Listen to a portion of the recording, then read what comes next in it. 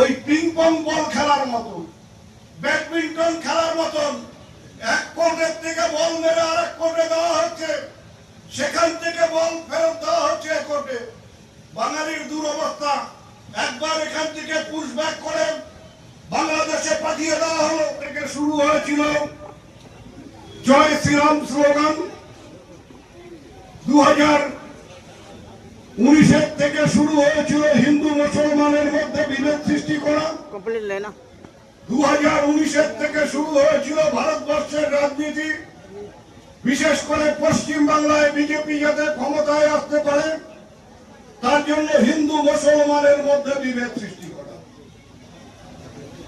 আমরা কুচবিহারের মানুষ হয়তো পারিনি, আমাদের জলপাইগুড়ি আলিপুরদুয়ারের মানুষ হয়তো পারেনি,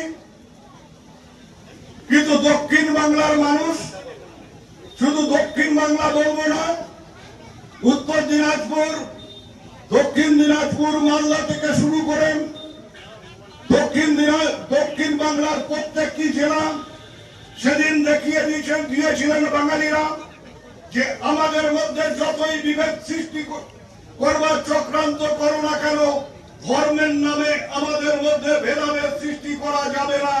তাই যারা স্লোগান দিয়েছিলেন ইসবার 200 পার, তাদেরকে বাংলার মানুষ ছুঁড়ে ফেলে দিয়েছিলেন।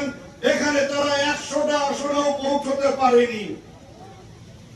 যখন বুঝলে যে ধর্ম দিয়ে হবে না, যখন বুঝতে পারলো যে বাংলার মানুষকে ধর্মীয় সুশ্রুতি দিয়ে অত কয়েকটি পকেটে খানিকটা সমস্যার সৃষ্টি করা যেতে পারে, কিন্তু সার্বিকভাবে বাংলা দখল করা যাবে না, তখন চক্রান্তের মুখটাকে ঘুরিয়ে দেওয়া হলো।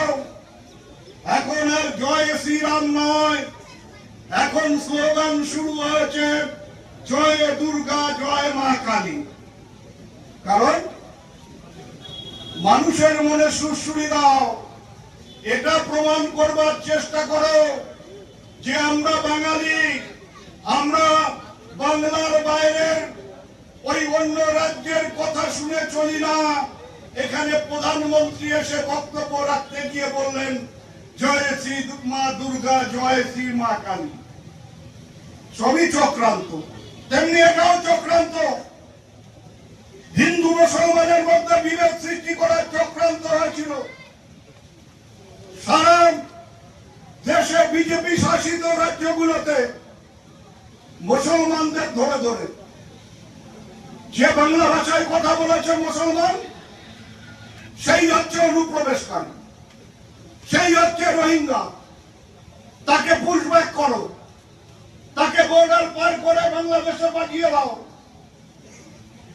ওই পিং পং বল খেলার মতন, ব্যাডমিন্টন খেলার মতন এক কোর্টের থেকে বল মেরে আরেক কোর্টে দেওয়া হচ্ছে, সেখান থেকে বল ফেরত দেওয়া হচ্ছে এক কোর্টে। বাঙালির দুরবস্থা, একবার এখান থেকে পুশব্যাক করে বাংলাদেশে পাঠিয়ে দেওয়া হলো। বিজেপি সেখানে পরিষ্কার ভাবে জানিয়ে দিল যে এদেরকে আমরা আমাদের দেশে ঢুকতে দেব না, এদের স্থান বাংলাদেশে হবে না। বিএসএফ কে বললো হয় তোমরা এদের ফেরত নিয়ে যাও, নাহলে কাঁটাতারের বেড়ার ধারে এদের রাত কাটাতে হবে। খালি আকাশের নিচে অনেক মানুষকে দিনের পর দিন ওই খোলা আকাশের নিচে কাঁটাতারের বেড়ার উপরে কাটাতে হয়েছে। খাবার জল নেই, খাবার নেই, অমানসিক অত্যাচার সহ্য করে সেই মানুষগুলো কোনো মতে আবার হয়তো এখানে ফেরত এসেছে। মুসলমান মানেই অনুপ্রবেশকারী, মুসলমান মানেই রোহিঙ্গা। এ মূর্খরা জানে না যে রোহিঙ্গাটা কি।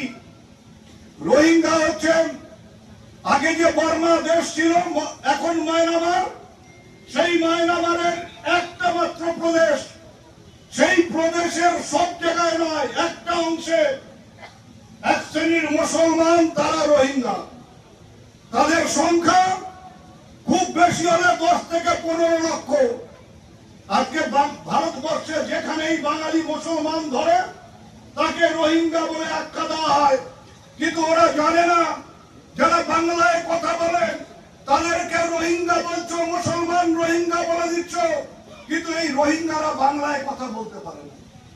এই রোহিঙ্গাদের ভাষা বোঝার ক্ষমতা আমাদের এই বাংলার মানুষের হবে না।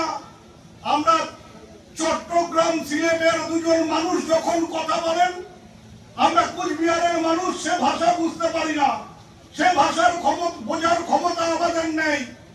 আর আমরা রোহিঙ্গাদের ভাষা বুঝবো, আমরা ধরে নিলাম যে এরা রোহিঙ্গা, অর্থাৎ এদের কাছে মানুষকে সুশ্রুতি দেওয়ার জন্য একটাই পন্থা যে মুসলমান মানে রোহিঙ্গা। কাজ হচ্ছে না, কাজ হচ্ছে না বলেই এখন সেটা আমরা অতীতেও দেখেছি। 2019 সালের পরে লোকসভা নির্বাচনের সময় অসমে বিজেপির নেতারা বাড়ি বাড়ি গিয়ে এই আশ্বাস দিয়েছিল এনআরসি হবে, ওই এনআরসির মাধ্যমে অসম থেকে বাঙালি মুসলমানদের তাড়ানো হবে, হিন্দুদের কোনো সমস্যা হবে না। নির্বাচনে বিপুল ভোটে জয়ী হল বিজেপি অসমে। তারপরে এনআরসি যে তালিকা প্রকাশিত হলো, 19 লক্ষ বাঙালির 19 লক্ষ মানুষের নাম বাদ গেল।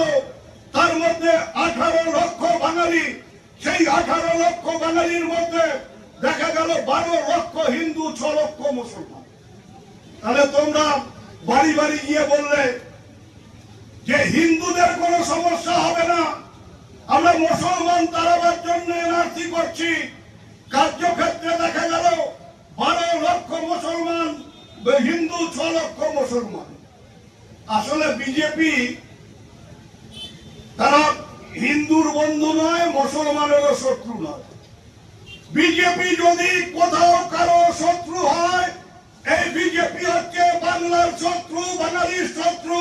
এই বিজেপির বিরুদ্ধে ঐক্যবদ্ধভাবে বাংলার মানুষকে লড়তে হবে।